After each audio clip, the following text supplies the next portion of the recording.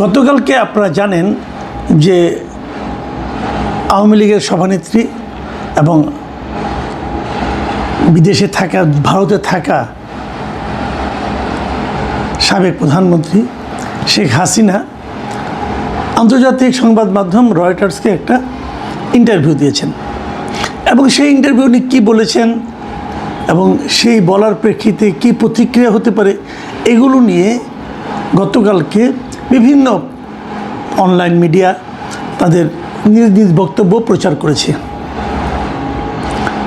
এবং একই সঙ্গে সরকারের দিক থেকে একটা তথ্য বিবরণী এসেছে এবং সরকার সেই তথ্য বিবরণীতে যে কথাটা বলেছে সেটা হলো তারা বলেছে যে দেশের সমস্ত প্রিন্ট ইলেকট্রনিক অনলাইন সংবাদ মাধ্যম এবং সামাজিক যোগাযোগ মাধ্যম প্ল্যাটফর্মগুলোকে তারা শেখ হাসিনার বক্তব্য প্রচার না করার জন্য অনুরোধ করেছে এবং ওনাদের ভাষাটা এমন ওনারা বলেছেন যে 2024-এর 5ই ডিসেম্বর আন্তর্জাতিক অপরাধ ট্রাইব্যুনাল আইসিটি ক্ষমতাচ্যুত ও পলাতক শেখ হাসিনার বক্তব্য প্রচারে নিষেধাজ্ঞা দিয়েছেন।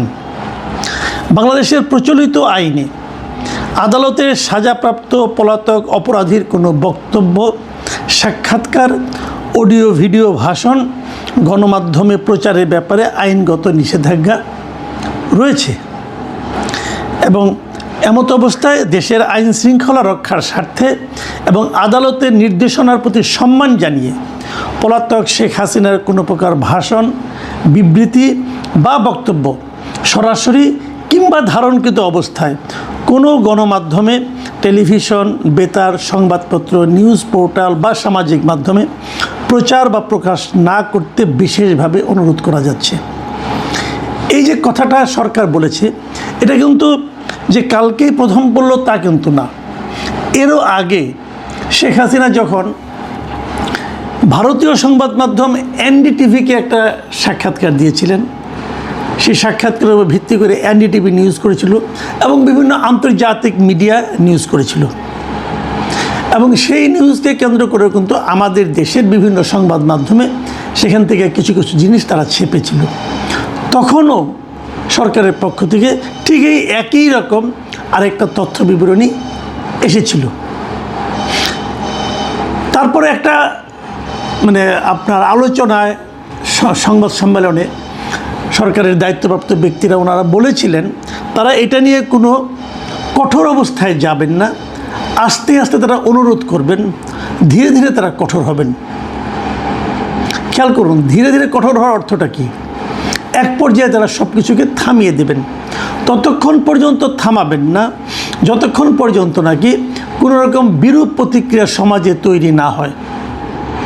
তাহলে ঠিক কখন বিরূপ প্রতিক্রিয়া তৈরি হবে সেটা সংবাদ মাধ্যমগুলো, পত্রিকাগুলো কীভাবে বুঝবে?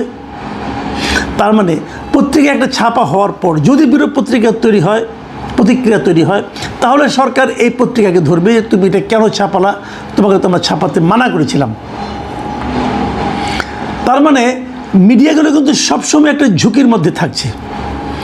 সরকার কিছু বলছে না, আবার বলতে যে কোনো সময় বলতে পারে এমন একটা পরিস্থিতি তারা তৈরি করে রাখছে। মানে আপনাকে সে চাইলেই ধরতে পারে, কিন্তু ধরছে না মানে ধরবে না তা কিন্তু নয়। এই যে একটা পরিস্থিতি, এই পরিস্থিতিটা আসলে আমি মনে করি সকলের জন্যই কিন্তু খুবই একটা আতঙ্কের পরিস্থিতি এবং এই পরিস্থিতি সরকার ইচ্ছা করে সৃষ্টি করে রেখেছে। কেন রেখেছে আমি জানি না। তারপরে যে তারা বিবৃতিগুলো দিয়েছে সেটা নিয়ে আমি কিছু কথা বলতে চাই। যেমন ধরুন, মিডিয়াগুলোকে এটা প্রচার করতে মানা করেছে। আসলে মিডিয়াগুলি করেটা কি বলুন তো? টেলিভিশন বলুন, পত্রিকা বলুন, নিউজ পেপার বলুন কিংবা সোশ্যাল মিডিয়া বলুন, তারা কি করে?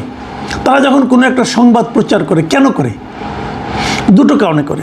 প্রথমত কারণ হলো যে তারা দর্শক, পাঠক, শ্রোতা এদের দৃষ্টি আকর্ষণ করতে চায়। এরা যেটা জানতে চায় সেটা তারা প্রচার করে, অথবা যেটা প্রচার করলে বেশি বেশি লোক এটা দেখবে, শুনবে বা পড়বে, তারা সেটাকেই প্রচার করে। এখন যদি সবাই সরকারের কথা মানত মানে কোনো একটা মিডিয়াও শেখ হাসিনা সংক্রান্ত কোনো নিউজ প্রচার করলো না। ভাবখানা এমন যে শেখ হাসিনা বলতে কোনো চরিত্র এই দুনিয়াতে এক্সিস্ট করে না, অতীতেও করতো না, ভবিষ্যতেও করবে না। যদি এমন হতো তাহলে আমরা মানতে পারতাম যে না ঠিক আছে, সরকারের আদেশ মানাটা খুবই সহজ। কিন্তু সেটা কি হচ্ছে, রয়টার্স তো তার খবরটা প্রচার করছে এবং রয়টার্সের এই খবর অনলাইনে পাওয়া যাচ্ছে। অনলাইনে রয়টার্সের খবরকে কোট করে, মানে সেটার উপর নির্ভর করে বাংলাদেশের বাইরে সমস্ত দেশের মিডিয়া সেই খবরটা প্রচার করছে। বিভিন্ন দেশের, ইন্ডিয়াতে ধর, পাকিস্তানে ধর, সব দেশের লোকজন তারা সেটাকে টেলিভিশনে প্রচার করছে, মিডিয়াতে। তো এখন ইন্টারনেটের যুগে দেশের সাধারণ নাগরিক, গ্রামের একটা লোকের পক্ষে কিন্তু রয়টার্সের খবর দেখা সম্ভব, ভারতের পত্রপত্রিকা দেখা সম্ভব, ভারতের বাংলা ভাষার পত্রপত্রিকা দেখা সম্ভব। তাহলে তারা সবাই দেখতে পাচ্ছে, কোথায় পাচ্ছে? বিদেশি মিডিয়ায় পাচ্ছে। তাহলে পাচ্ছে না কোথায়? আমার দেশের মিডিয়ায় পাচ্ছে না। তাহলে লোকজন কী করবে? যে আমার দেশের মিডিয়াকে বাদ দিয়ে তারা বিদেশি মিডিয়ার উপর ঝুঁকবে। এতে আমার দেশের মিডিয়া কি দর্শকদেরকে তার কাছে ধরে রাখতে পারবে? পারবে না। যদি দর্শকদেরকে আমার দেশের মিডিয়া ধরে রাখতে না পারে, আমাদের প্রত্যেকটা মিডিয়ার দুটো লক্ষ্য আমি আগে বলেছিলাম। একটা লক্ষ্য হলো দর্শক, শ্রোতা, পাঠক এদেরকে আকৃষ্ট করা, আর দ্বিতীয় লক্ষ্যটা হলো যে তাদের মিডিয়াতে প্রচুর বিজ্ঞাপন আকৃষ্ট করা। যারা বিজ্ঞাপন দেয় তারা কিন্তু এই যে প্রথম যে কারণটা, যে দর্শক শ্রোতাদেরকে কে কতটা আকৃষ্ট করতে পারছে তার উপর নির্ভর করেই বিজ্ঞাপন দেয়। ধরেন আপনি একটা মিডিয়া করলেন, অনেক টাকা খরচ করে মিডিয়া করলেন, ওটা কেউ দেখে না।